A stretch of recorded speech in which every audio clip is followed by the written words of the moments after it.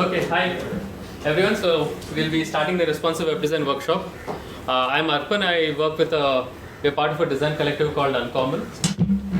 So today's workshop we are going to be mostly focusing on different ways of writing different responsive patterns. So we have a limited amount of time, so let's see how many different things we can cover today. The focus is going to be mostly on the HTML and on the CSS. The HTML I've already prepared for you at this link. If you download that, you'll have a zip file with all the files there. So this way that we are not going to waste time sitting and typing or worrying about mistakes and all that. We'll only focus, we'll take a look at the markup about how it is written and why it is written in that way. And then we'll look at what would be the best way what ways we can create a good layout that would work well in a mobile, in a tablet, and on a PC. So one of the things that I see is, before we start that, now how many of you are very comfortable with HTML and CSS? How many of you are not? Okay, so let's do this. I think there is some index system. Which one? No, there's no index or HTML. Started testing. There is some chapter 1 and 2. Okay. One picking that. Huh? One picking that. Yeah. Index or testing is not. Right. So you need to open the individual HTML file itself. Don't worry about the links. The links are not. It's not all linked up. All right. So here's the thing. We have one file getting started.html. So please open that. Huh? Yes. I understand that. So the styles are not written for you. Okay. This is the first exercise. The HTML has been prepared for you. Your job is to write the CSS. Okay? Got it? This is the layout that you have to build. You all said that you know front-end design, you know how to write CSS. So, build this. So, your first exercise is to start with this. Write the CSS. Now, if you take a look at the HTML file,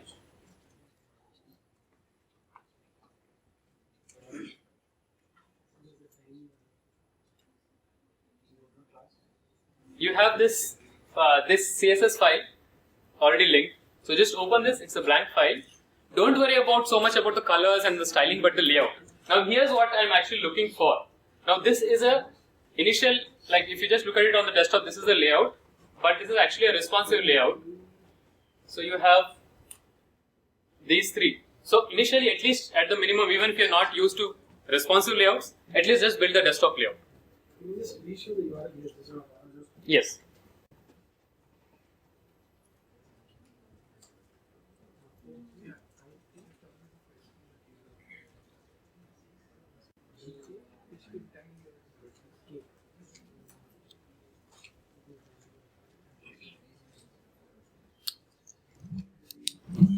So this is the layout. You have 10 minutes to build this layout. Okay.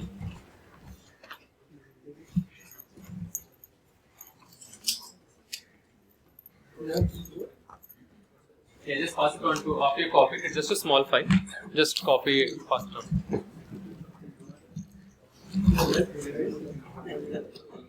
Experience.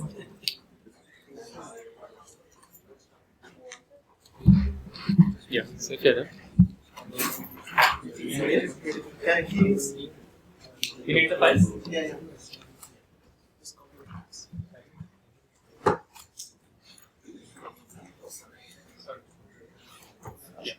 So if anybody else hasn't gotten the file, that is the link, tinyurl.com/oq5tgkk, I guess. Alright, so download the file. If you can't, I'll share just use the pen drive.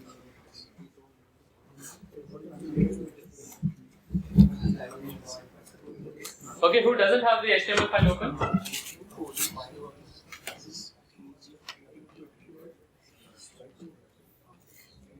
Okay, are you done copying? Okay, pass that.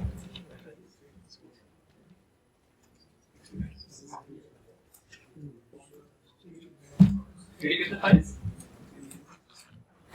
You got it? Alright. So that's the link you need to download, otherwise I have the zip file right here. Just copy.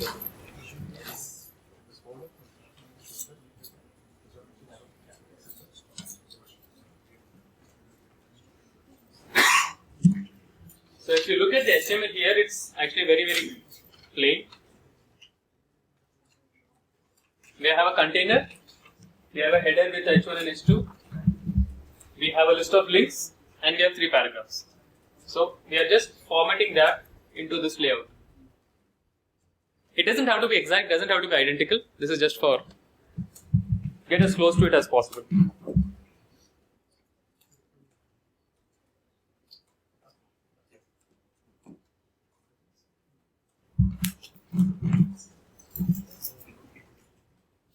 If anybody needs a file, let me know.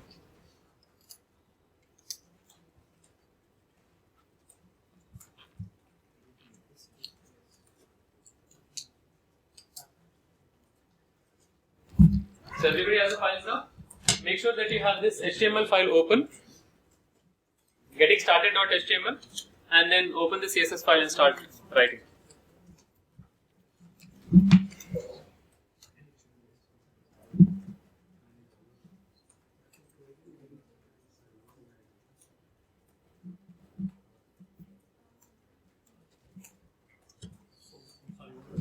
Alright. So do you have this file open, getting started.html? Yeah, folder. Yeah. So open that in the browser. Take a look at what we have. So none of the styles are there. So now I want this layout built. I want you to build this layout. So there is a file getting started.css. Just do that. So the colors, it doesn't need to be identical. So we are just getting started. So I want you to start with this and then we'll go to the next step. Don't try to worry about pixel perfection or about exact columns. Just do an approximate version of this.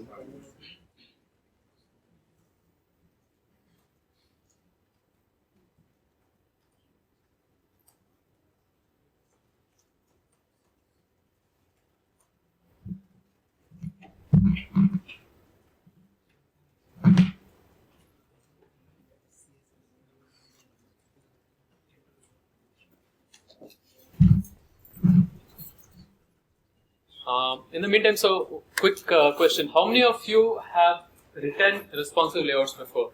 Even a basic responsive layout. Okay, keep your hands up. Just keep your hands up. Keep your hands up. Okay, how many of you have done it without using something like Bootstrap, which does it for you? How many have actually written a responsive layout with your own CSS? Okay, that's quite a good number. All right.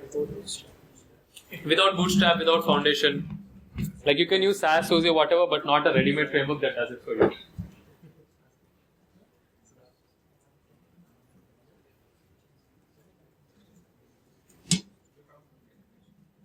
Okay, so how many of you have not done responsive layouts at all or don't know how media queries work? Like you have basic idea, but you have not actually used media queries before manually. Okay, sorry. Okay, how many of you have finished the layout? Anyone? No problem.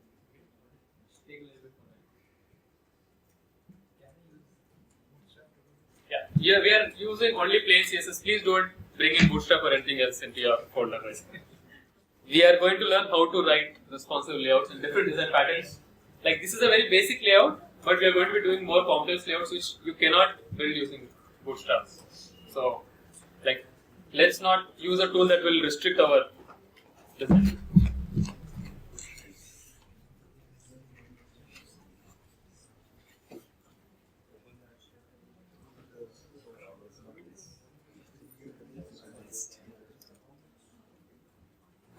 Yes.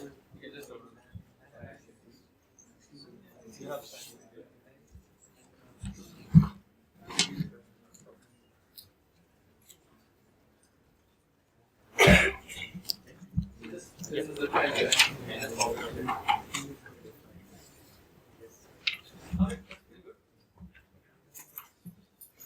Okay, now you know how to write media queries and I'll make this single column for the moment.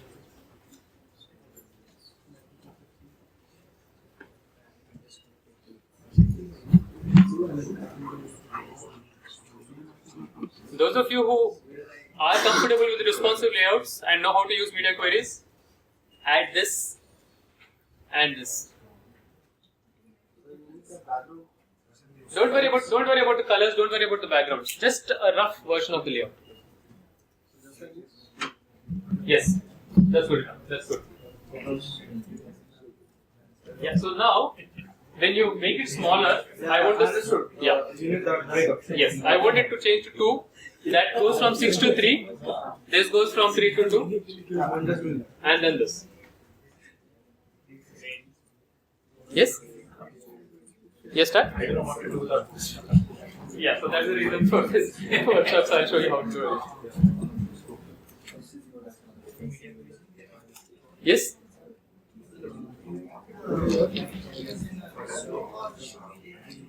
Yeah, so here we have 6 beside each other. When you make it smaller, move it to this.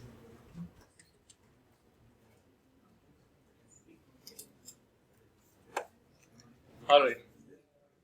So how many of you are able to get this done? Yeah, good.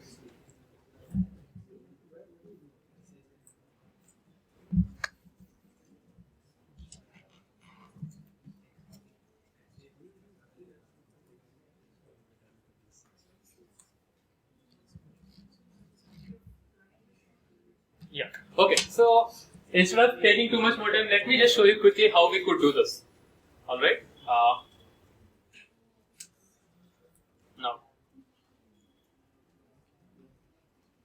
Now, let's not worry about the H1 and H2, they are not really changing. Let's just focus on the chapters. Let's take an approximate, what's the nav.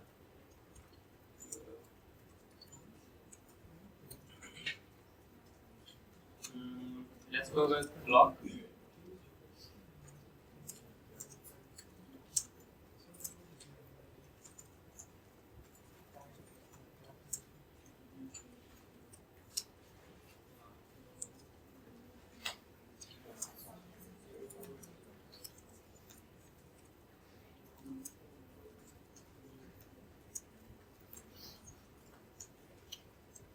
Okay, let me open this file.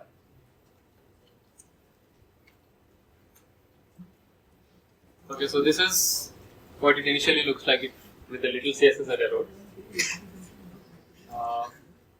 Let's change.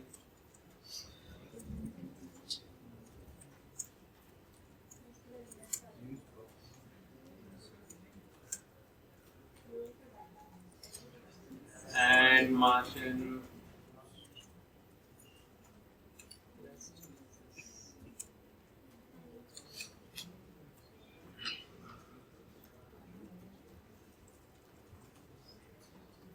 Okay, this is approximately a rough idea of what we wanted to be.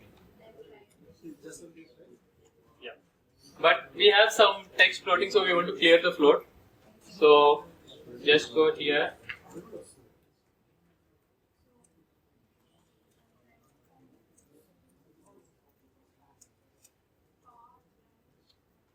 Okay.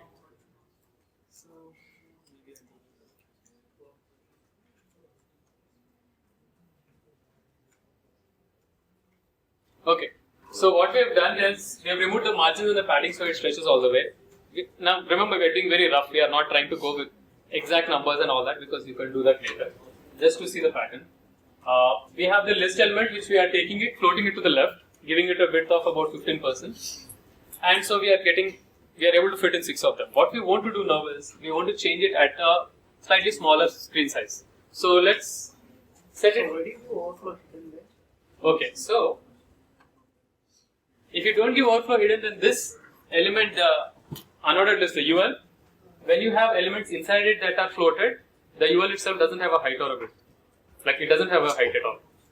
So by setting it to overflow hidden, the unordered list comes all the way here and pushes the content, other content below it. So it's just basically clearing floats. It's a clear fix. That's how clear fix works. Like the simplest way to do it. You don't have to do all that before, after, and all that. This is the simplest way to do it. Like it depends on how. Yeah, but like, I mean, is it supported or This is the simplest way to do it. This will work in our browser, overflow hidden. That other one gives you other options. Like you might have an item that is coming out of the box and work with hidden. Like if you have an item that different things. yeah. So the other way gives you more flexibility, but for the sake of this thing, this is the simplest way to do it.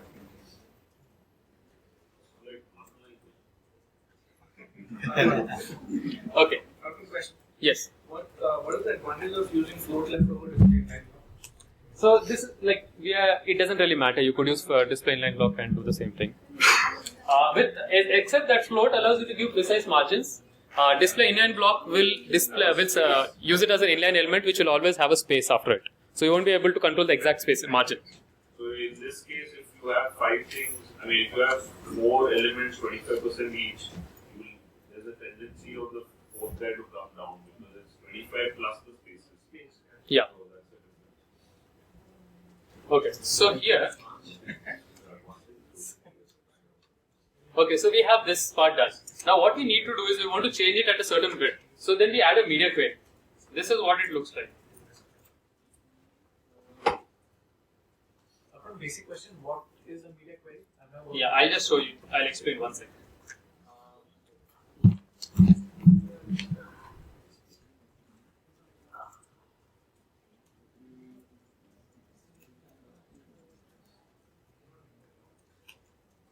Okay. Now in CSS, when you're adding a CSS file to your HTML file, you have a thing called a link style sheet and all of that. Then you can even say media screen. Then you have another type of media which is called media print, so that you can say that instead of having colors, instead of having a background of black, I just want the background to be white and I want the text to be black. Like you can customize it for print, you can customize it for, like you also have media, you can have CSS which is just for a screen reader, for example. We have different medias. Now, media queries in CSS3 have additional features which allow you to specify that, okay, this is for the screen, but apply this CSS only when the maximum width is 640 pixels. That means if the screen is 640 pixels or less, it will make this yellow. So, if I make this narrower,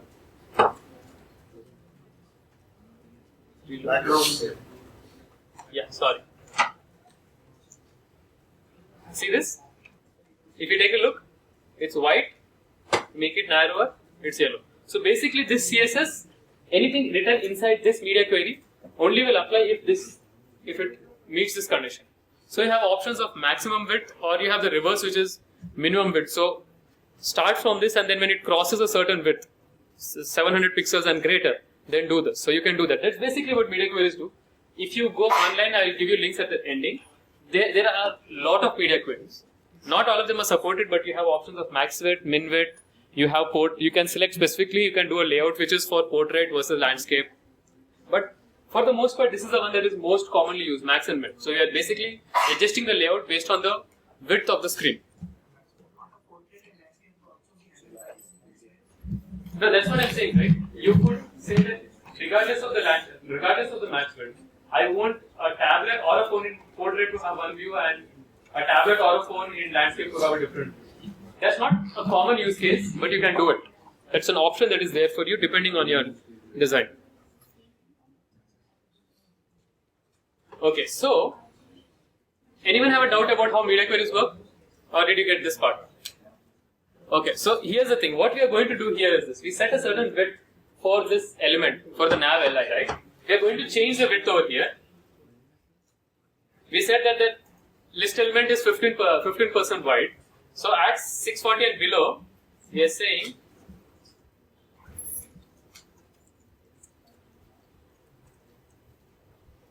now refresh this.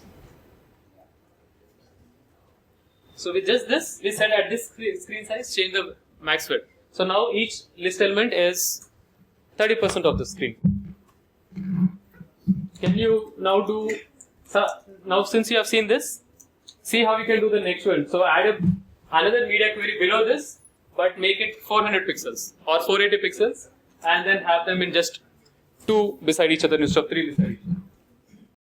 Okay, so one thing everyone needs to remember is that we are talking about style sheets. This is CSS, so you have cascading style sheets.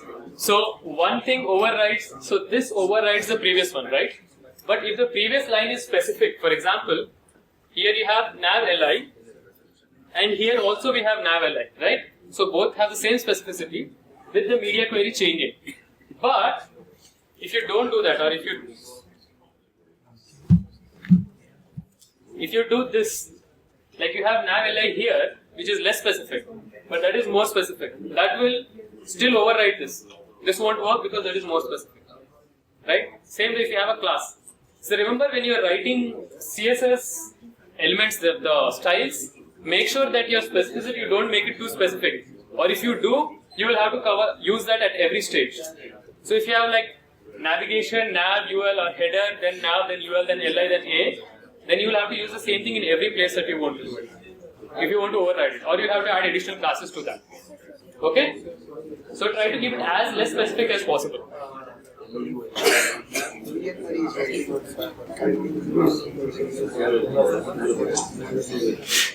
Okay. So far this is like the most basic layout possible. Sorry? So this is just to introduce how to use media queries. Are we done with this part? Any doubts? Okay, so let's take a look at the next layout, which is actually the layout that I want to talk about. Now this layout is very simple. Like it looks exactly like what Bootstrap allows you to do. You have columns and they merge and different things. Except that we are adding like instead of just 2 layouts, you have like 3 layouts. So they adjust in between, they merge, things like that. Now, but this is actually a very bad design pattern. Okay, now why is this a bad design pattern? I'll explain this here. Let's take a look at the next one.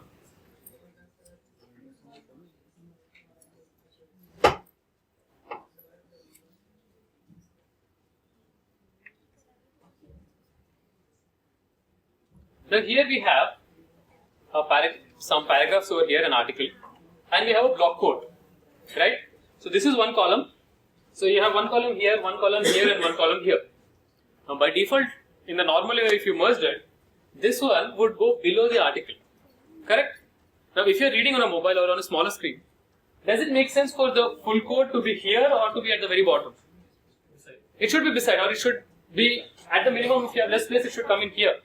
Or here, wherever, whichever paragraph it is a part of. It should not go to the very bottom, right? But that is the way that we generally write our layouts are generally written like that in responsive layouts. You have one container, you have 1 column, 2 column, 3 column, you reduce it and then you reduce it and that's it. But that's not optimal. You have to think about what your content is doing. Like the previous talk was also about that, right? Your content is important. That is what's most important.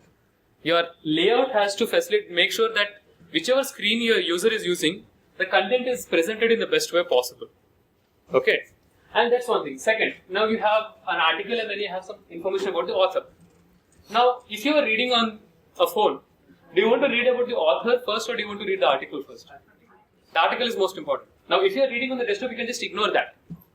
Correct? You can ignore it and you can read the article if you want to. But on a mobile, like if you have to scroll through like 2-3 screens before you can actually see the article, that's going to be irritating. So what ideal would be that this goes to the bottom and this merges in here. And that's the layout that we are going to that's the first layout that we are going to work on. Okay? So look at what happens here. Make it smaller. The author info disappeared. Scroll to the bottom. It's right here. Alright? First. Second, we still have the block quote over here. I want it to merge in. Like this. Okay? So, thank you. Alright, so this is the first exercise that we are going to work on. Alright? So, I'm going to show you now, this looks very impressive. Thank you for your class, but the fact is that this is extremely simple to do. Alright?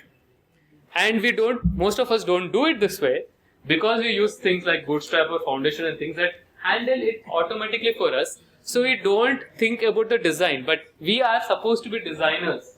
Like we are supposed to design it in a way that makes sense, not in a way that some framework tells us to do it, right? That's what we are here for.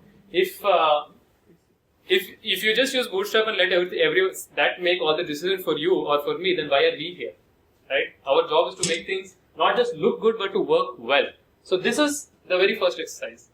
Next exercise is going to be.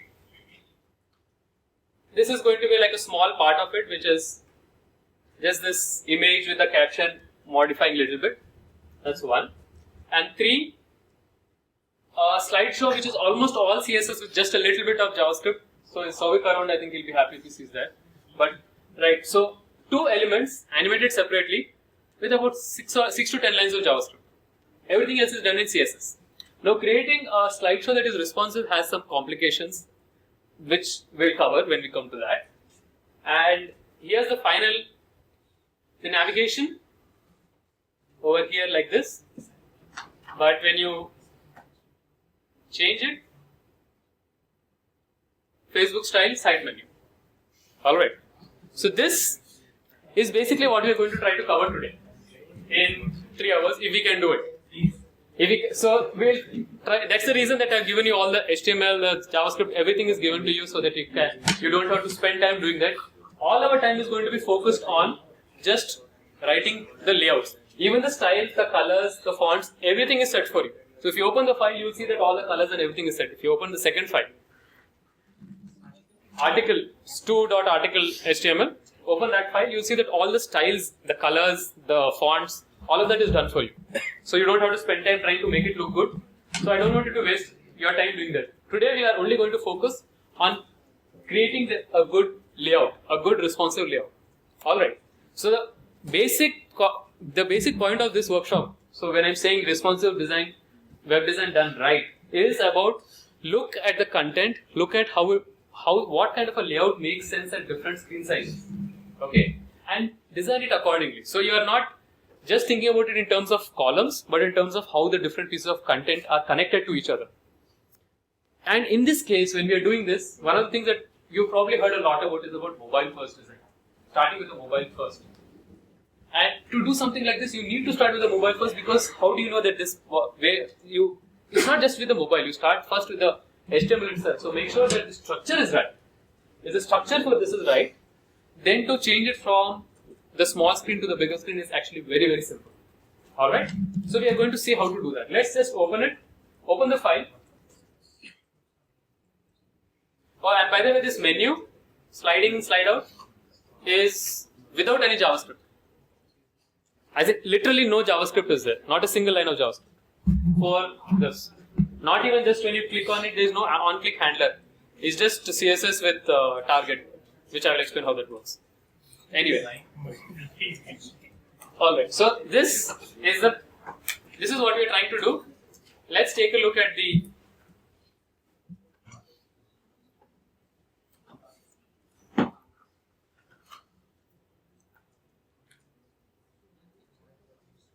okay. Let's open the file. Open this file. This is what you will see. Okay. So all the styles are set for you. You have the initial links. So we are starting with mobile first. So this is the mobile. Initial, all the styles are for the mobile layout. Scroll down. So you already have this part done, right? The merging part. We don't have to worry about merging part. We are just going to figure out how to move it to the side. All right.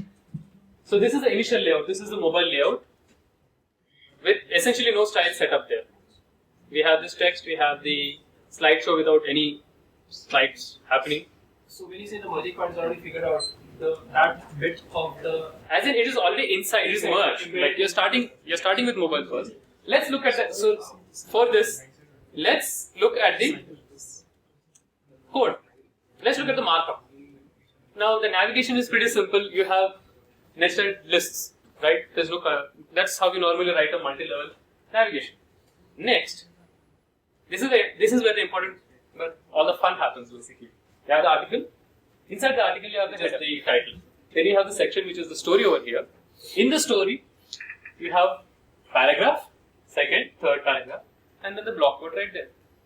Like if you remove the CSS, you still get that same layout. Okay, you can even take it like if you want, you could just say okay, remove the CSS files completely and refresh it, and you have the block code right there without any styling. Correct? So the markup has to be written properly for this to work.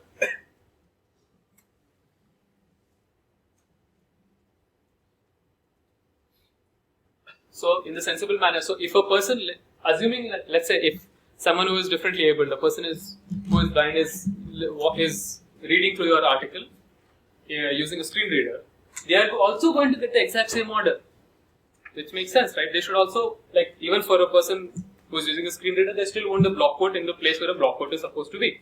It would make absolutely no sense for this to be read at the very bottom. Correct? So that's what we are doing here. So we have the markup. Any doubts about any part of this, about the HTML itself? Right. So let's start with the CSS.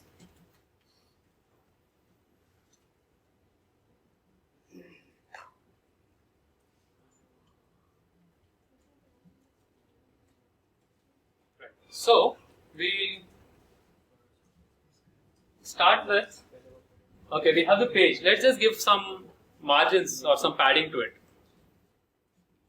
Or actually, there's, okay, how many of you know what is box sizing? Border box. Anyone? Few of you. Many of you don't know. Okay. So normally in CSS, when we are looking at the previous layout, let me just open that.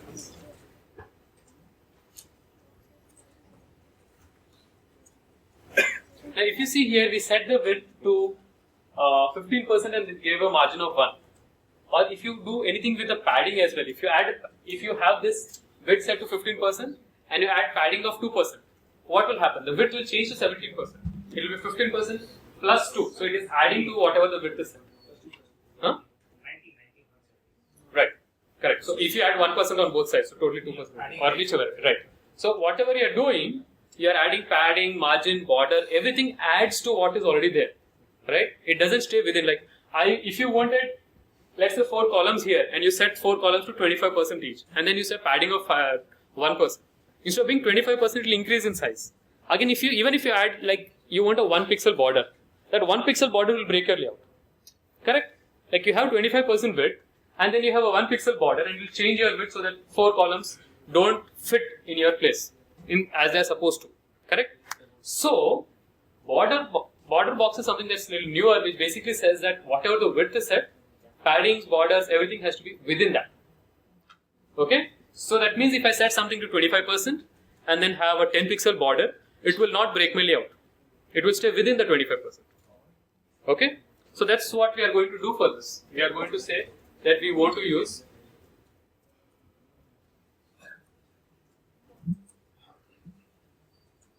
sorry, let me open the yes, so open the article or CSS and do this.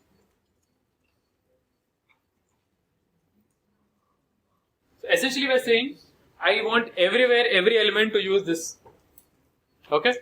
So every element that we are doing, instead of having to set at each place, just star every HTML element, box sizing, border box. Next, let's go to page.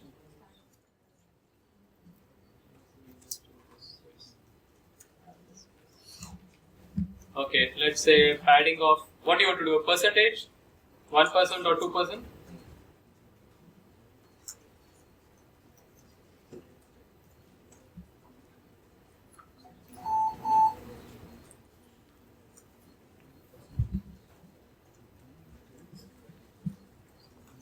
And we want, like, if you have a very big screen, like, we don't want it to go like so wide, right? So let's set a max width of, what do you want to set it to? Now we don't want it to be 100%, we want it to be like in a less than that, right? So max width of, let's say, 960 pixels and margin. Now it will stay centered and it won't cross 960 pixels. What do you say the margin? 0 auto. So if you want to center an element, unless it's, as long as it's not floated, a block element, you want to center it, just set the left and right margins to auto.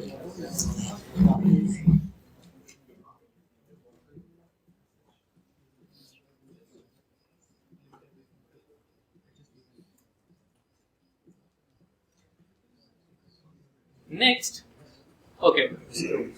Now next part, what we want to do is we want to focus on the article right now. Okay, we have the image, we have the slideshow, we have the navigation. We are going to look at that later, but we are not going to look at that right now, right? We don't want all of those in the way while we are doing this. So let's just hide them for now, temporarily.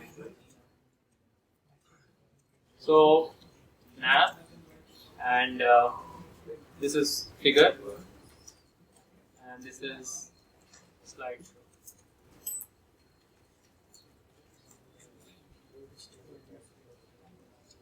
Okay. How do I hide the line numbers?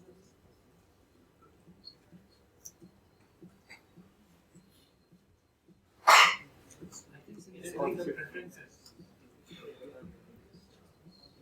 Edit preferences. Just say line number 4.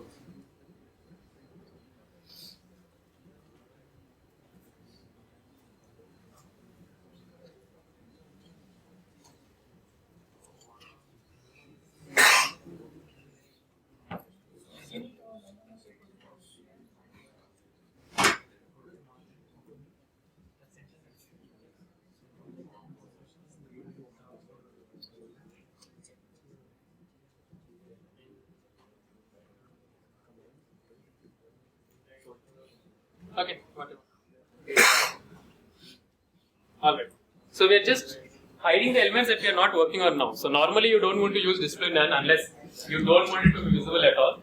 But for the sake of just temporarily, we just don't want those in the way. We are just going to look at the article. So this is what we have. Let's also hide the links to this. Okay. So this is what you have. Okay. Now, first part, we are going to see how, like on the mobile screen, this is what is there, right? As you move slightly larger, to a larger screen, we want this to move to the right. Got it? Any doubts? Okay, so let's do that. Let's say that once you cross 600 pixels, let's set like.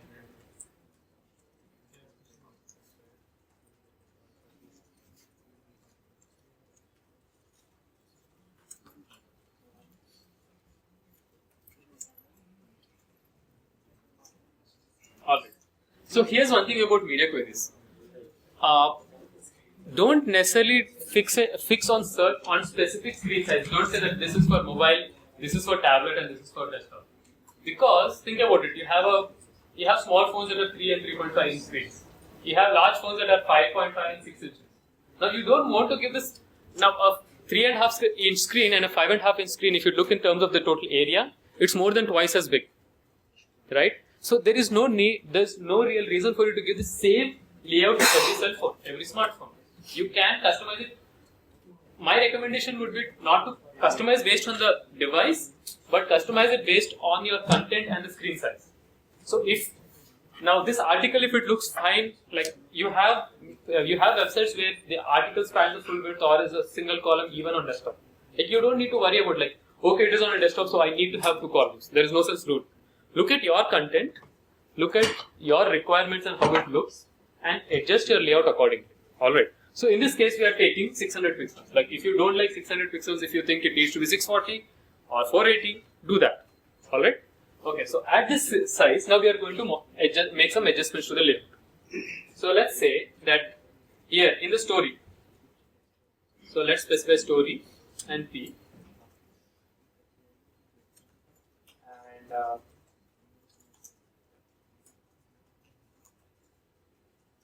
do this, open your page, refresh it.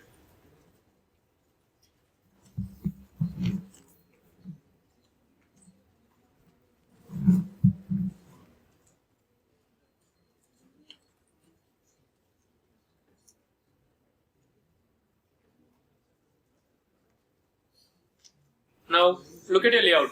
What happens? Your block code looks a little messed up. That's fine because we haven't yet worked on that. We wanted this to be 75% width, right? We got that. Now all we want is, now this is kind of already moved because of the float, but we want to move it properly. So this is what we'll do. Okay, instead of 75, let's change it to 70%. I think that width will look better. But no rule there. Now we'll set this to 25% and float right. Now refresh your page and see what happens.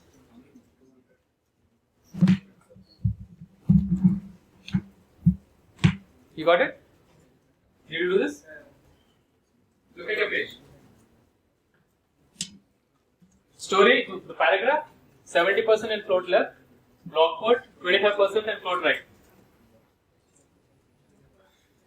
Not able to see? Let me move it up.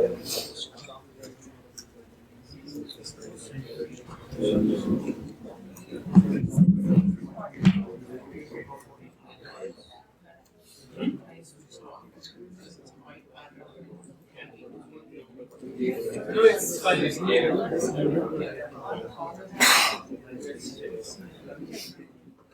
Are you able to see the screen, or do you want the lights to stop? Fine. Okay. Yeah, the light is not making a difference. Just like the angle is too sharp. Okay, so here we have media query, story P, width 70% and float left, and for the block code 25% width and float right. Now if you look at what happens now, refresh your page. This is what we wanted. Was that difficult? Just simple, float left, float right, set the width. Can you adjust this placement according? I mean, Okay, now relative to the top of the software. so this, yeah? Yeah, relative to the top of the screen, you want to maybe push it down. Okay, so right now, this is related to this, right? So you can either set a margin for this, or if you want it to be below this, just say clear both. Let's say if you want this, instead of being beside this, you want it to be after this, right? So just say clear both. Horizontal. Yeah, I put it down. Huh? If you want it to move to the very top, then you have to change it a little bit in the way you do it. But you can do it. Yes.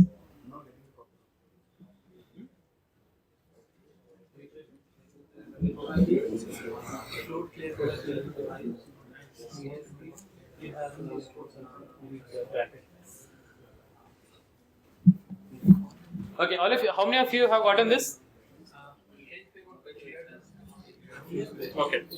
All right.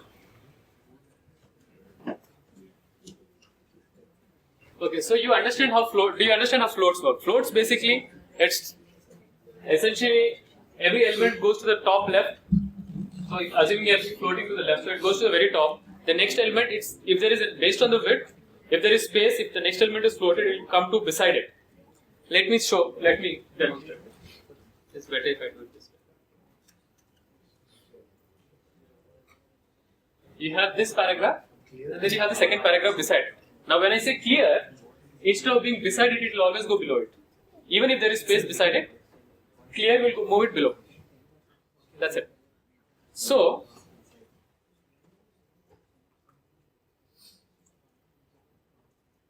when I have this, look at where it is right now. It is below this, right? So these two elements are actually beside each other. Like it's at the right element. If I don't have the clear, it is beside it. If you say clear, then it goes below it. That's it.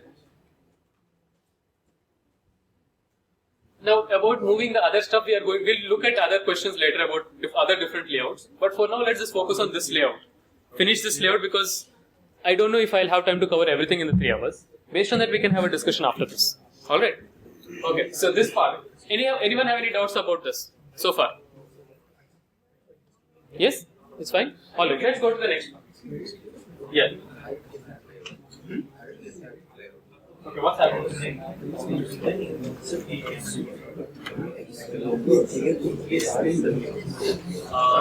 You said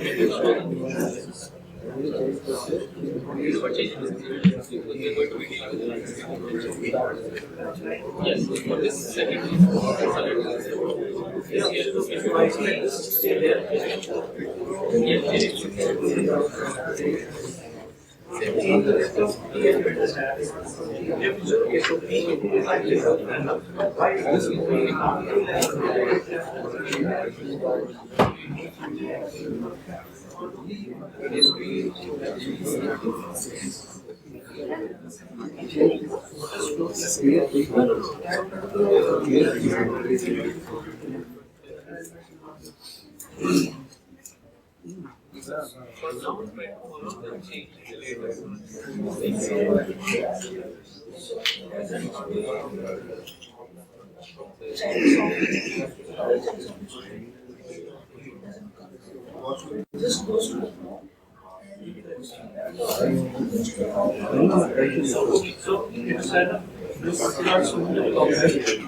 Haven't done any of this. Why this?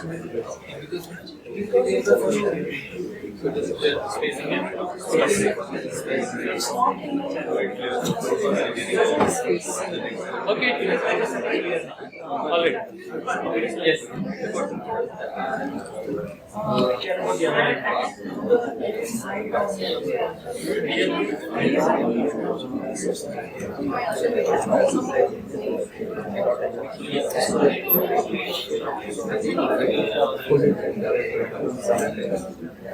Because those elements are here, there's a figure. Okay, so everyone, one thing to remember these lines. Make sure that you have this. Okay, otherwise these elements will interfere while we are doing this layout. When we come to that element, those elements will work on them. For now, make sure they are hidden. Okay, first. Second, make sure that you are keeping the same, as much as possible, keep the same numbers. You can experiment with them later, because if you do something different and then you say it's not working, I can't fix it. Okay. Now, the third part was, in this, we wanted, once you go, so from 600 pixels, you cross 800 pixels, you want this to come to the side. Can you try to figure out, use the same method, same technique that we use for that, use the same technique and see if you can do this. Try to move the story to the right and get the footer up here. Yeah, that's it. Try it. It's very simple.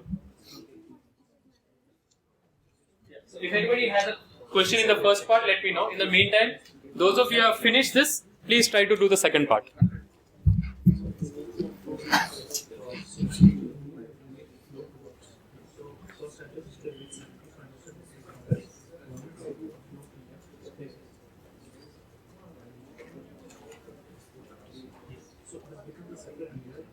This is disregarded, right? Correct.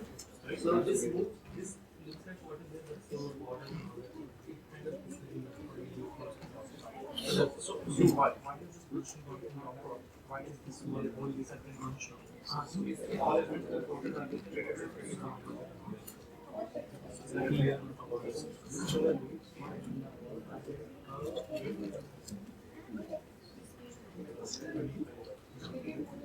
No, I was just looking at you. So now, why is this doing this? And I need to spend a little bit more time. We can look at it afterwards. So basically, okay, what's the width that you said? 75? Okay, so actually it should have moved to the side. It should have moved beside it, but it hasn't. We'll look at why it is. No, it doesn't. It should automatically move to beside it. But I find out it from the screen. It is within it. That's something. So there's something with the margin. So we'll look at it with remove the styling and do that. Okay. Next, anyone else has a doubt so far in the first part, not the footer? Okay. So work on the footer and see if you can get it up there.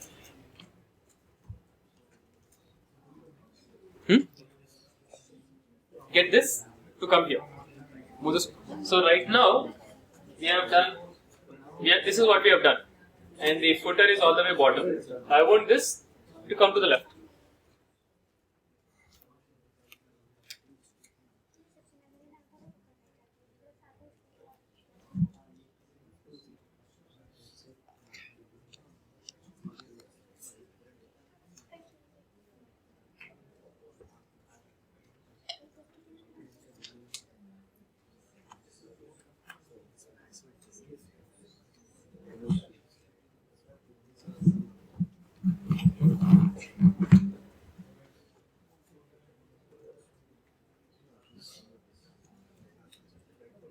Okay, who got it? 1, good. 2, 3. That's very good. 4. How many of you did not understand how to do it? This part. Use the same technique that we used before. Just the floats and the widths. Got it? Okay. Didn't get it. Just try to use the same way that we did here. Just floating to the left and the right. I'll show you.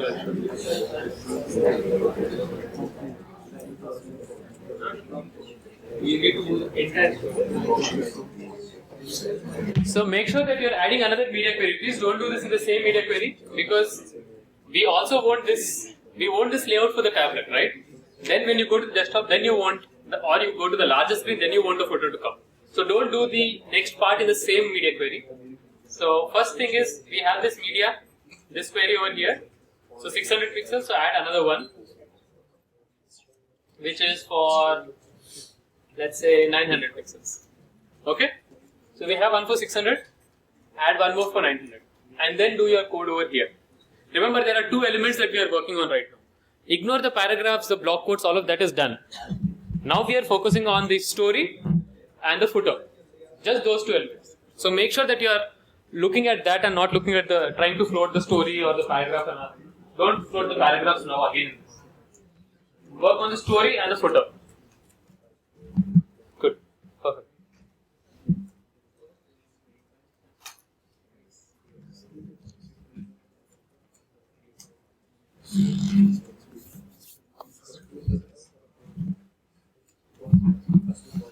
Fine. Yes. Yes. Yeah.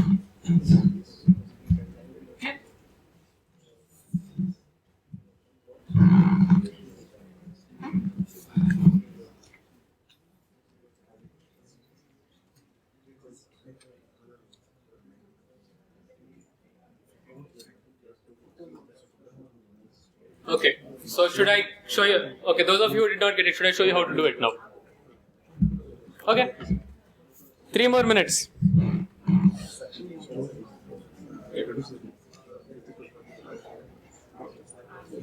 So this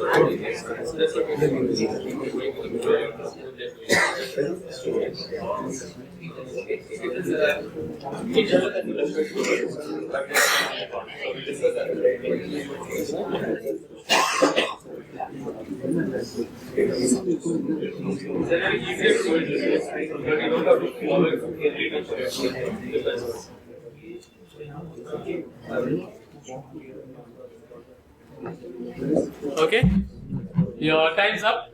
Now let's look at what we need to do. We want to, this entire thing is a story, okay? So we float this to the right and give it a width of 70% or whatever you want to. And we have the footer, we float it to the left and give it a width as well. That's all. Try it. Let's go to the code.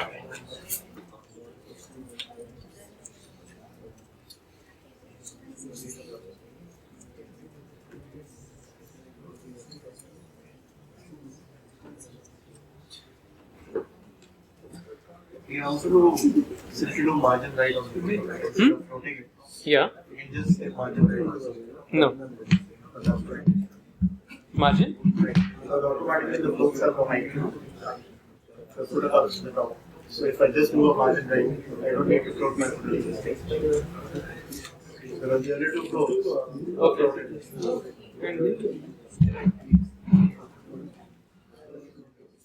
Okay. So you got this. We have the footer came up, but the image is too big. So what is the option? What is the solution for that? Just go here to the top and say image max width 100%. So it will never go outside its container. Got it? Any doubts? Yeah, I'm coming. Let me just show you the source. Yes? What's happening? So if you are writing the exact same CSS and there is a mistake, there will be some bug in your code. Like one small element might not be there.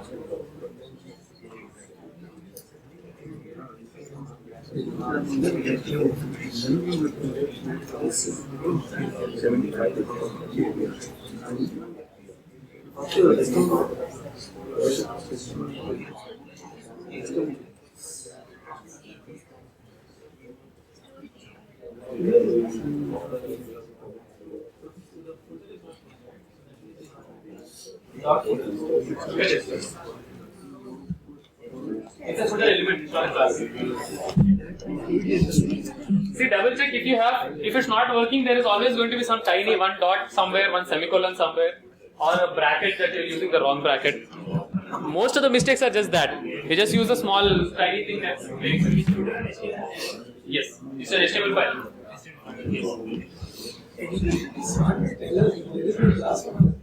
There are editors that do more, but like actually in mine, if I yeah, so it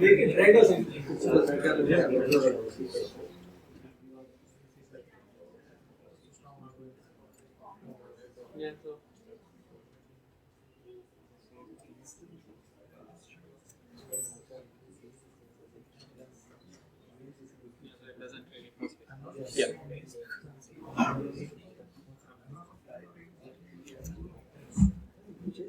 So it just depends. Like you do have like ones that do the stuff for you. Some of the equipment. Actually, like essentially in these kind of cases, in my work I'm mostly using SAS.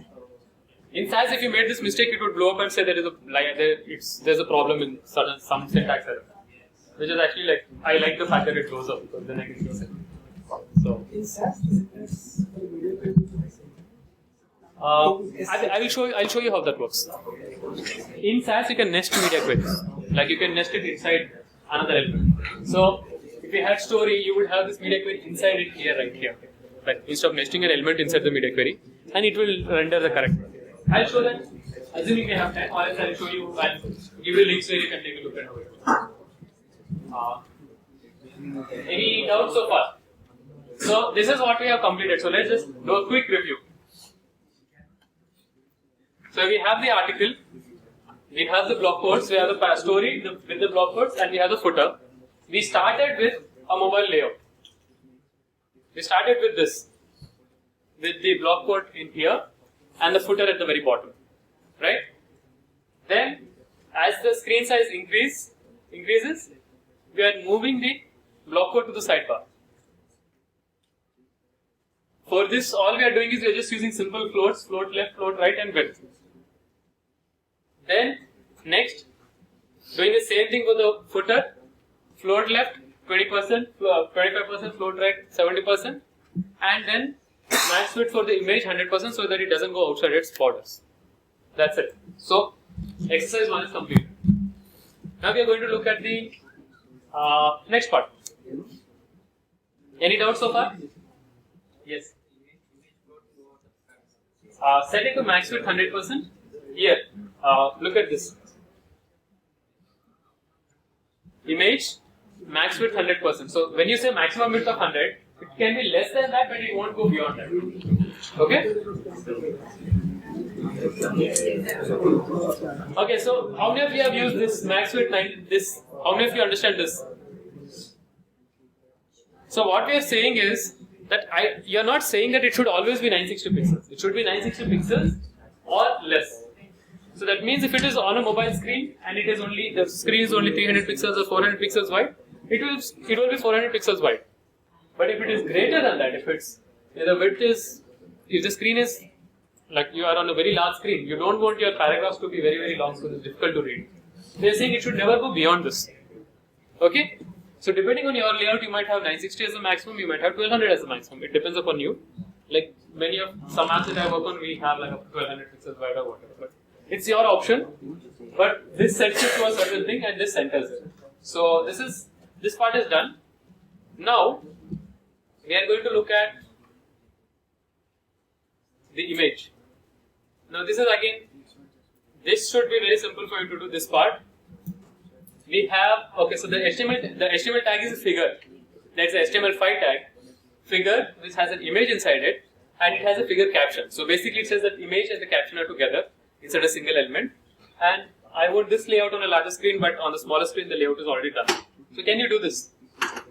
So use the same method that we use for the paragraph and the block code. On the small screen, it is like this. One below the other, which is already, if you look at it, it's already there. What you need to do is, right now we have hidden figure, right, at the top here. So remove this, just go here, say figure, display, block, and refresh your page, you will see a bug. So make sure that you have this.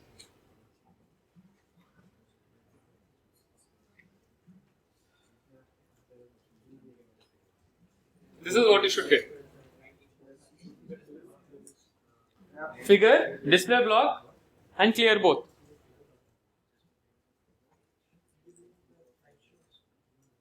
Only figure. Forget about the slideshow. Right now we are only looking at the figure. So already everything else is hidden, right? So only the figure we are displaying for now and looking at that.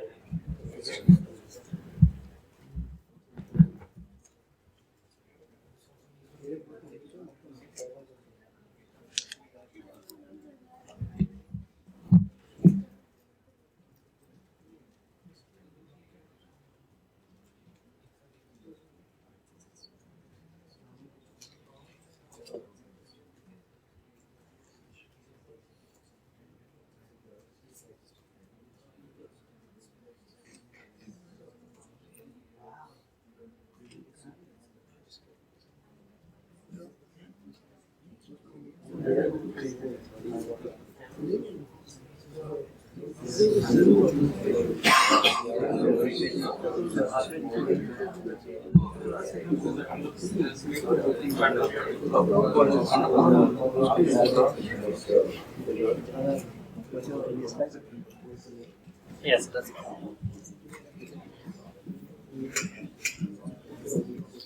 Okay, so did you get that? We have this. We want this. Forget about the slideshow right now. Only this. We already have this. It just needs to change to this. That's all. The caption has to go to the right. That's it.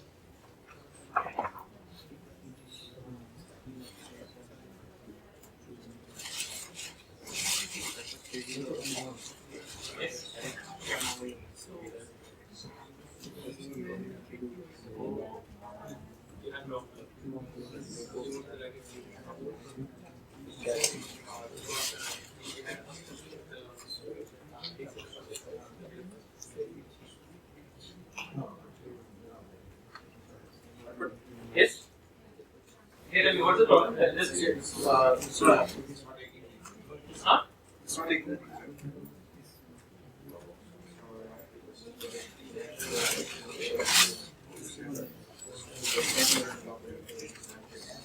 Yes, that's what you got. That's what. Now you need to do the next part. So to get this, you need to do the theory first. Now the next part is the course that you need to do. So to do the next part, that's your exercise. Okay, so you have 5 minutes to do this.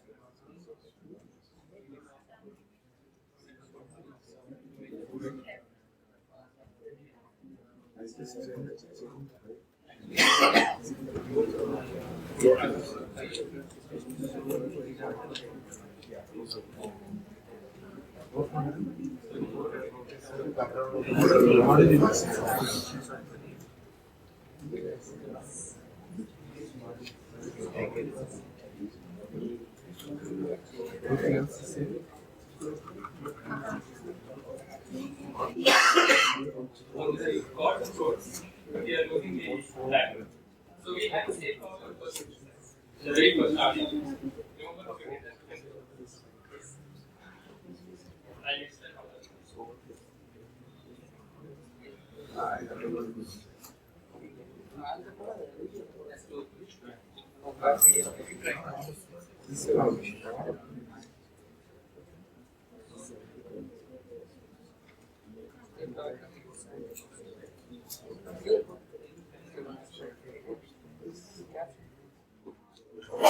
Okay.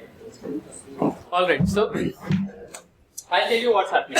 Now many of you have gotten part of it right. Now we are taking a look at this. Here you have the figure. In the figure you have the image, right? They're saying float, no, let's set the width. 70% float left.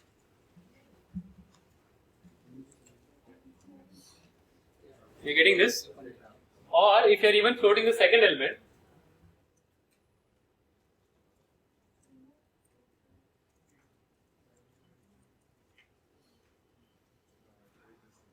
you're getting this problem.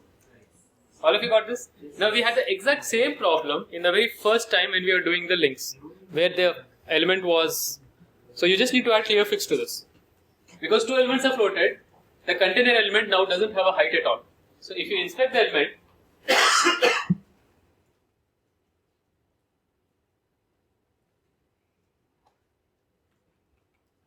now look at the figure. The figure has a height of 0 pixels. Because both of it containing elements are hidden. I mean, both of them are floated. So all you need to do is go here.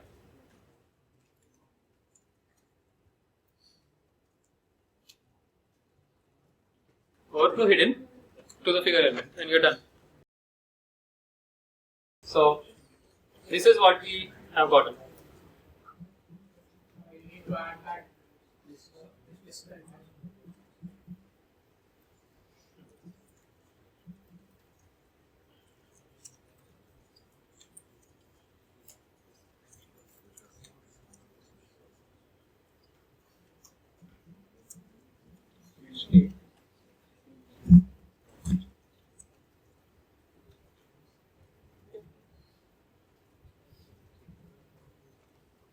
Okay, so complete this. Make sure that you have it all the way till the bottom, and then now we have gotten all the elements positioned in the right places. Next, we'll look at actually creating the animation and having the slideshow. You need the margin 0 padding. Because by default it has a marginal padding and it's going below because it's not absolutely positioned right, but it's definitely so it was going below. It doesn't harm.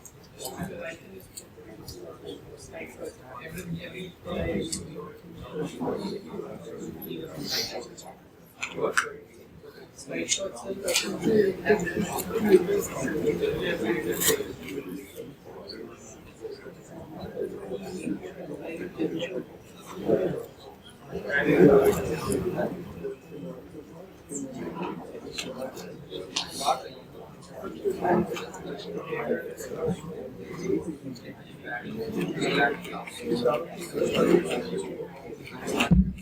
Okay, so we don't have a lot of tablets. Everyone gotten this far?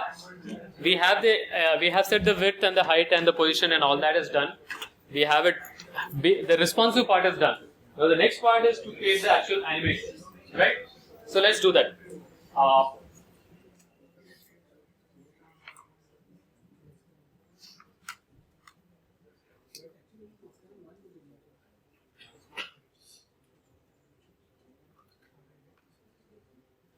Okay, just look at this part. Can you see this? Can you see this here? Can you see class being changed, current, previous, and that? Okay, so that is what JavaScript is doing. That's all.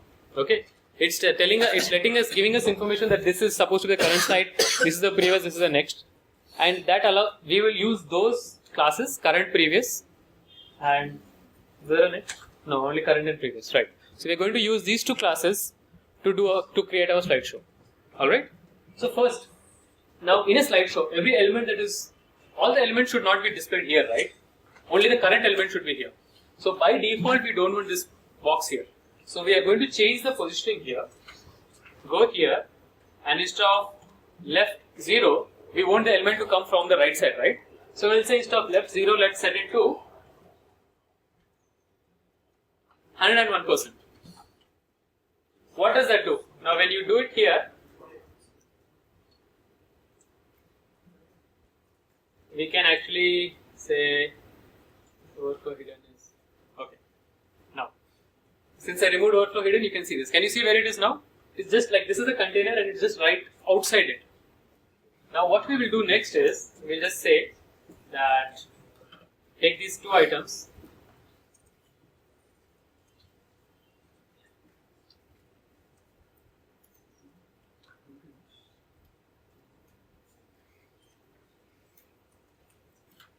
Okay. So what we are saying, by default, put this outside, like at 101%, and the current slide, make it 0. So bring it to the position that we want it to be. So refresh it here. Now see what happens. The slides are changing. That slide comes here. Correct? Now, if you want to actually create the animation, what you do here is this.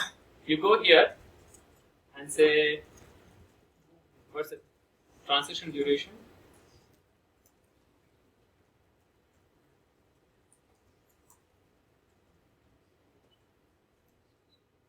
That's all you need to do to create the actual animation. So you set it to 101%, then set it to 0%, and every time the class changes, the position changes, but instead of happening just jumping, it moves. Can you see that? Now, okay, so we got the first part. So we are having this element coming here, but then we want the current element not to go there, but to go here. Right? So then we add another class. We already have the class in this, we saw, right? Previous. There's a class called previous. So let's just do that. Take this here.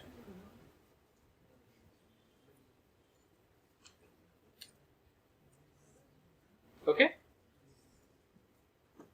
Refresh and see what happens.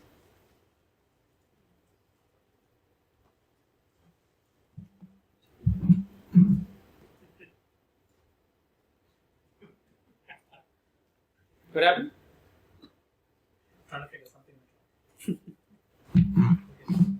out. So, I mean, this is the core part. So, you still have a little bit with z-index, like you need to make sure that when it's going back there, you don't want to be visible, things like that.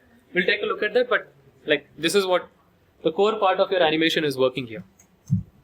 First one will go to the part, right? Sound left. Yeah. Yes. So, then we need to set z-index. Yes. So, we'll do that. Okay, but now before we go to the z-index part, we still need one more thing. Now, we want these two elements, they are being animated together. We want to animate, like we want the text to come slower. How do you do that? Huh? Just change the duration. So go here to the code. Here you have transition duration 1 second, right? So copy that into the span and change it to 1.5. And refresh. That's it. So see, CSS is actually now with all the new features that we have in CSS2, CSS3, there are so many features that we have that work right now in current browsers. So you don't need to depend on JavaScript to create all the animations for you. Like this is just a very basic animation. You can do much more complex stuff than this. But the idea is that whatever you can do with CSS, do it with CSS. So see the JavaScript now, it's very, if you look at the code, it's so easy. If you actually go and want to modify it or want to change how it works, or if there is a bug, you can actually very easily see what's happening and fix it, because all your layout stuff is happening here. So if you want to hide the stuff that is beside, make sure you go here, overflow hidden. Now the animation happens.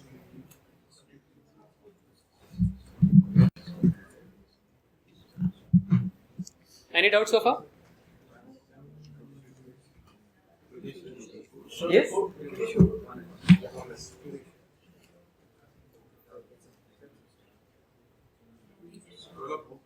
Hmm?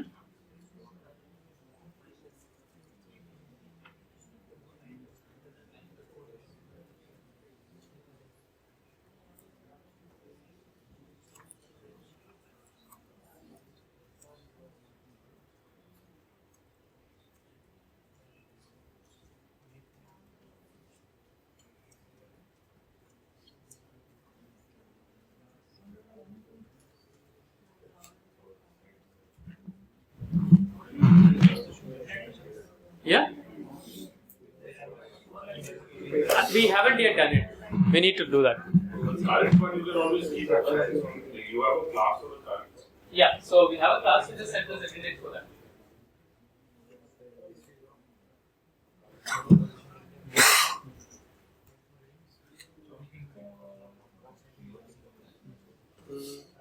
What we can basically do is that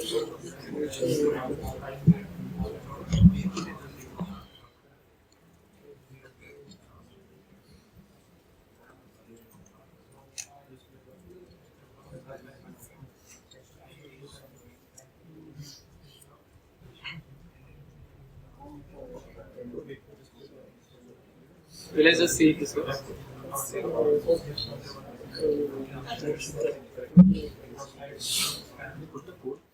Yeah, just one second, just double checking it's working. It's still not working. So is it like safer to set the previous Huh? ones ZDX to -1? Yeah.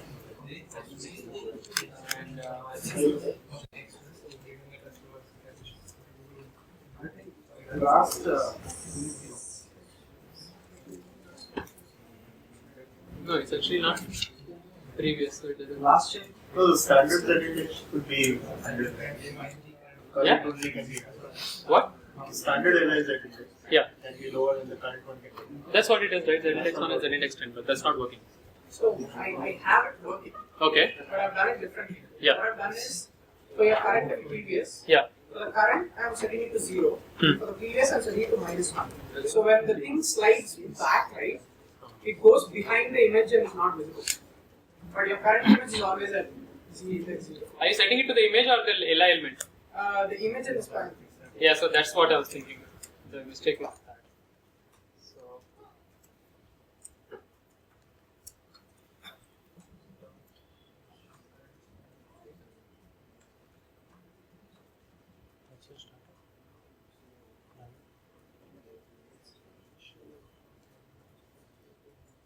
So, you still have a problem with the text. Yeah. So I haven't set it to 10 and 1. I set it to 0 and -1. Okay. That was just give the current one and leave that, remove that. Yeah. Fine.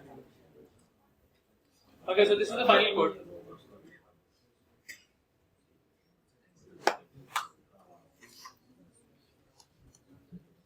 So this is all basically the entire CS, the entire layout or the entire slideshow done mostly just CSS.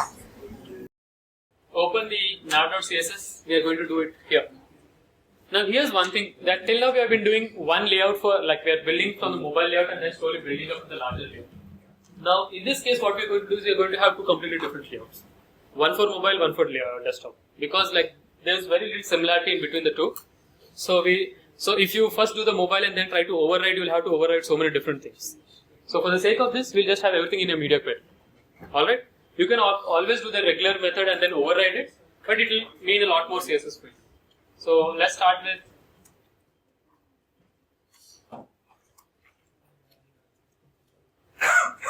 this layout is already done for you, so you have the navigation which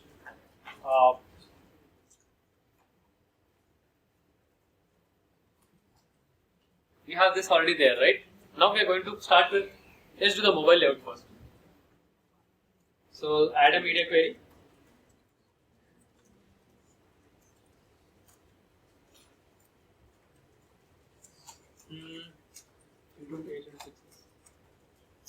We'll give this mobile layout for up to tablets for the menu. Like you can change it, you can do it differently. This is a way to do it. Okay.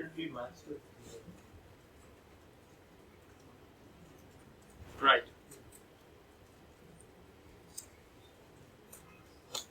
So 800 pixels and below, we want to give it the sliding menu, and above that we want to give it the regular menu. So let's start with both these elements. So nav is going to be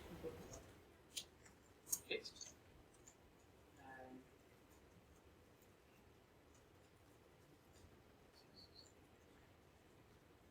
So you have the navigation element here, and you have the page. So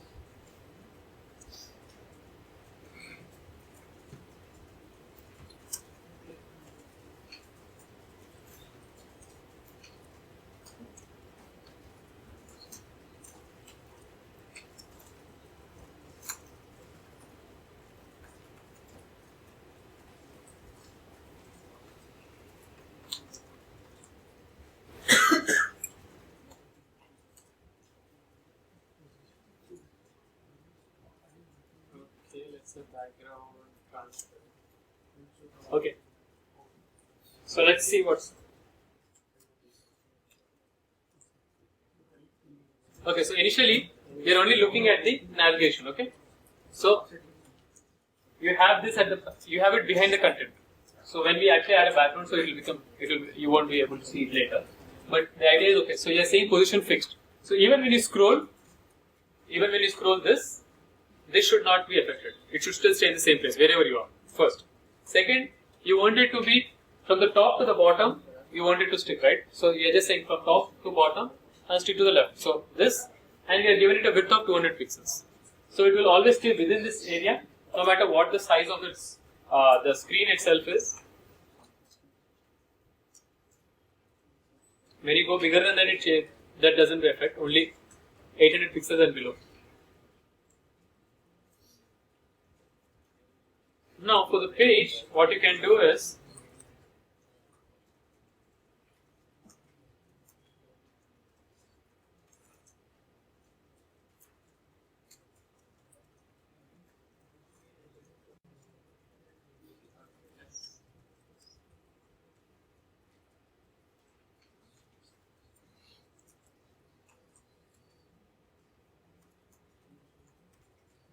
okay, what is this?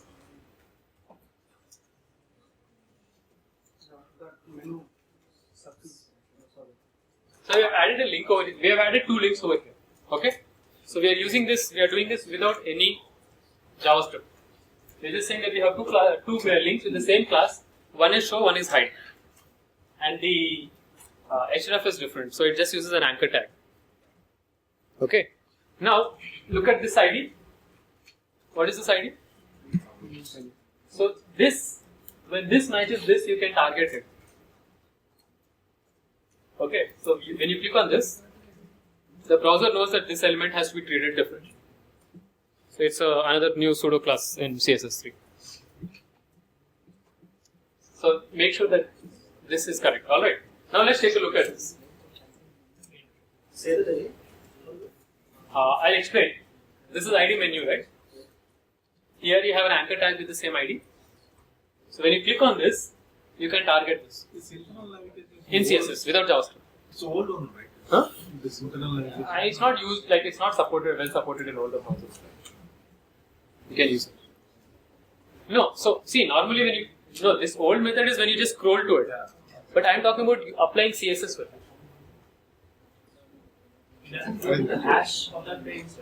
It does go to the hash of the page. But the hash of the page is this. I didn't. Oh, so you're saying when you do navigate to hash menu, Yes. like the class showed to that menu. I'll show you. We'll see. Okay, you know pseudo classes like hover and focus, right? So this is another pseudo class called target. So what we'll do here is this.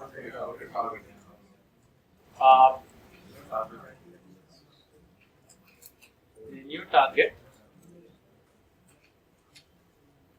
Okay, so when the menu is targeted, the menu still stays in the same place. It's the page that moves. So how do you tell the page to move when that is hit? So what you say is menu target plus page. So essentially we are telling it that the page element that is after this has to be moved. Okay, so here you have position absolute and let's say you say the position here is left 0. Here you say position left 200 pixels. Okay. Now go here.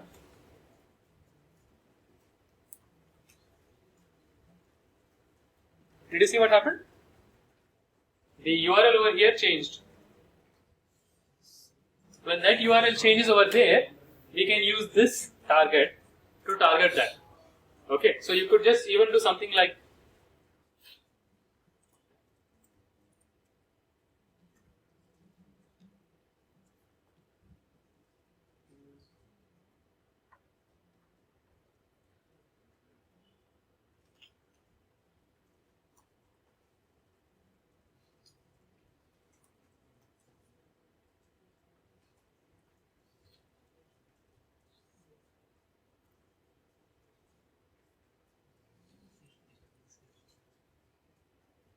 so when you're saying menu target, right?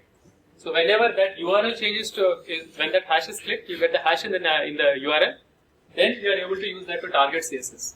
So essentially you can have certain level of behavior essentially just with CSS over here. So you click on something, you hide and show stuff. So how you have over and focus, you have target. So you can say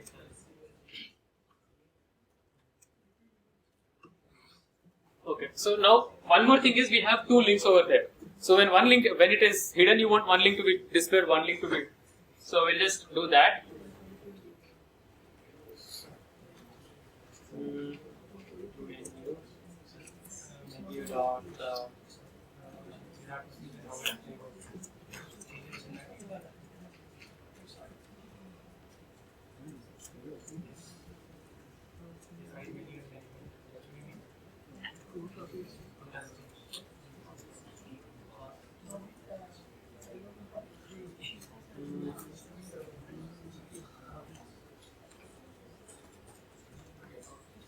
Okay, and we have dot menu dot.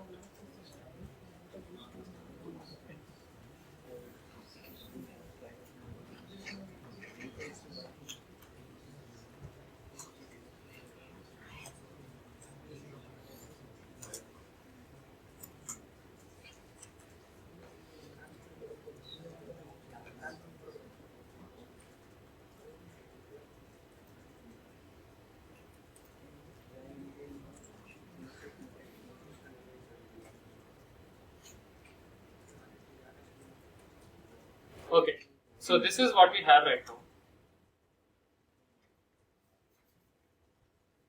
We have a link. We have two links there.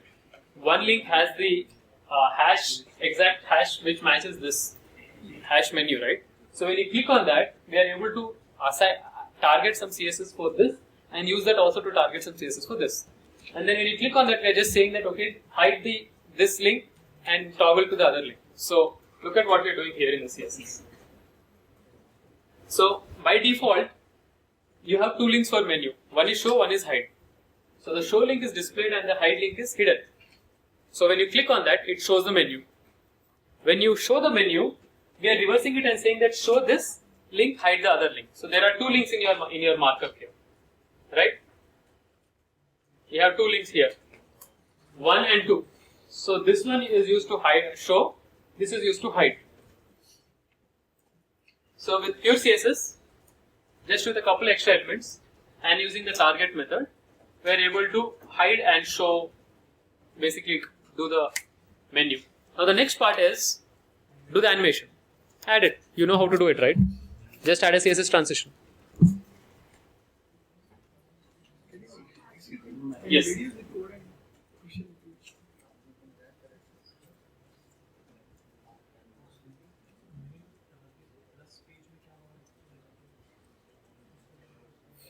Okay, so how many of you know what this is? Plus. Okay, so basically plus is that if you have this element here, plus says that okay, this is the next element after it. So if we have a page element that is immediately after menu, it will work. So you can do it in such a way, for example, let's say you have a paragraph and you have some spacing above a paragraph. But just below a header you don't want spacing. So you can say paragraph top margin top 20 pixels or 2 ems and h2 plus paragraph margin top 0. So that any paragraph that is immediately after a margin won't have a header and then a paragraph right after it. So you'll have spacing between paragraphs but not between a header and a paragraph. So, or you can, yeah. So when you fix this also? Yes. Here. You don't.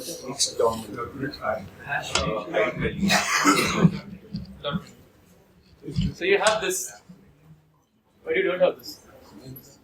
So why is that second one? Second one again has Why is this required? Yeah, that one. Yeah. Because we have position fixed, not position absolute. Position fixed is always Always. in relation to the viewport. Can you scroll?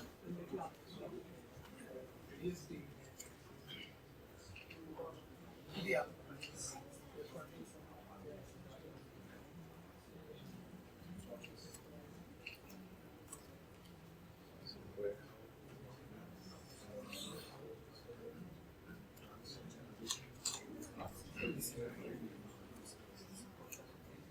Okay. So you should be able to see most of the code. For some reason the code is same.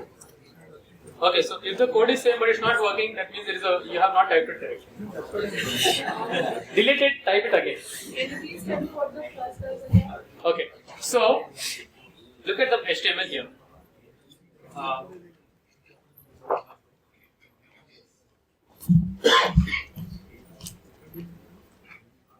You have the navigation here, and then you have the page right after it, right? So what we're saying is, plus says that any page element that is immediately after this. So if you had, you could say the same thing for header plus section would target only this section but not any other sections. So the first one is immediately right after it. So when I click on it, it takes to that essentially. Here? When I click on it, it takes to that. No, the plus is separate. When you are clicking on it, the target is changing. So we are saying when you click on this, then you are getting the hash menu, right? It's look at the URL. It matches this in the URL. Look at the URL. So go to the top. Look at that hash menu. So this ID is menu. The URL also has hash menu over there. So that it is showing that you have clicked on this tab, this anchor. So this element is a target. So you are saying that menu is the target. So whenever menu is the target, then the page has to be moved. By default, it should not be moved. Only when the menu is the target, then you want to move the page. You don't want to move the menu.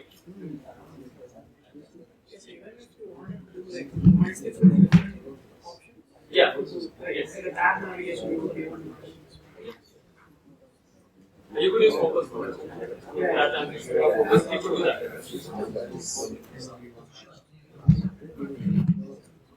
Okay, any doubts so far?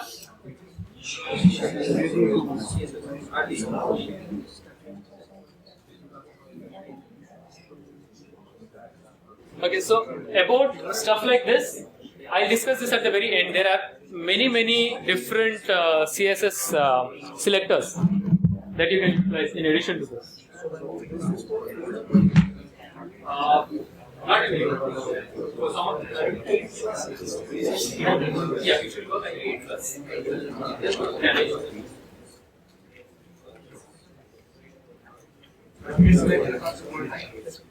Okay. So yeah, not everything that we are covering will be supported. You might have to use JavaScript to add support to some of this.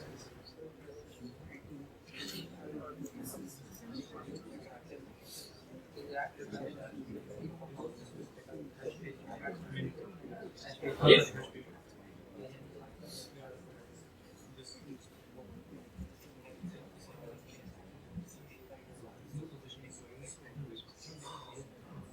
Overlap.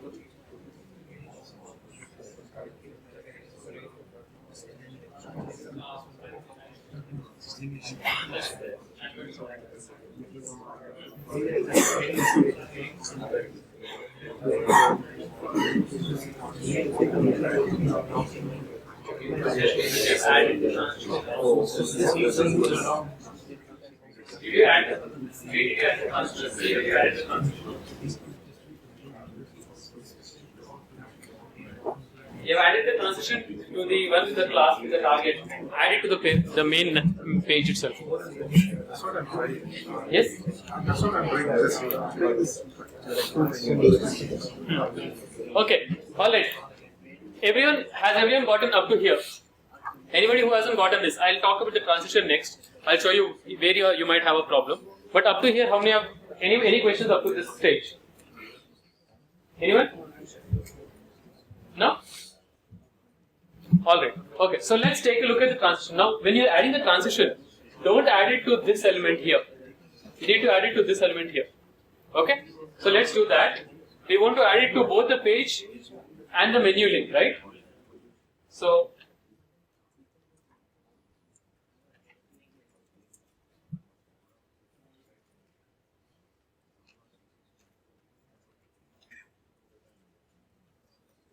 okay, so now do that. Why isn't it working? You added it to page. Right. Yes. Nav? No, the nav is not supposed to animate. Only the page and the menu link are supposed to animate. But why isn't it working? Now, when you are doing CSS transitions, always remember that the position has to be set properly. Okay?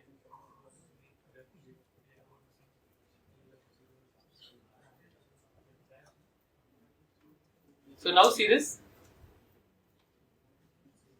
The body is, the transition is happening there, right? But there's still one more problem. The body is supposed to move, it is not supposed to resize. It is resizing, right? Why is it resizing? Because we haven't set a width. We are just saying move left 200 pixels. We have not said that it should go beyond. So set the width of the page .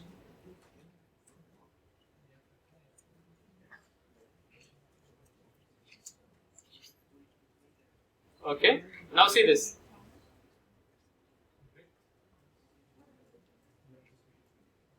It's working properly, but the link is not. The body is animating, but the link is not. Who can tell me why that's happening? Just need to apply that to menu also. But you have applied it to the menu, right? Here's the reason. We are not moving the link. We are removing one link and showing another. Right? It's not the same link. Got it? So what we need to do is, instead of showing and hiding it, we change the z index so that one comes above the other. So then both of them will move. One will go behind the other, and you won't notice that. Both links look identical, right? So instead of using display none, use z index. So say that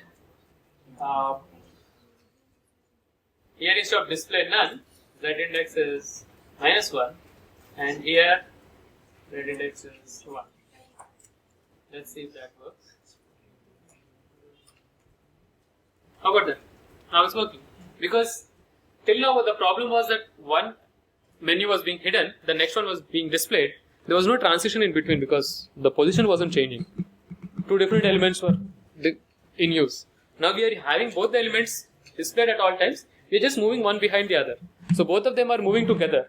You don't know when one comes out the other, it doesn't matter. That's it.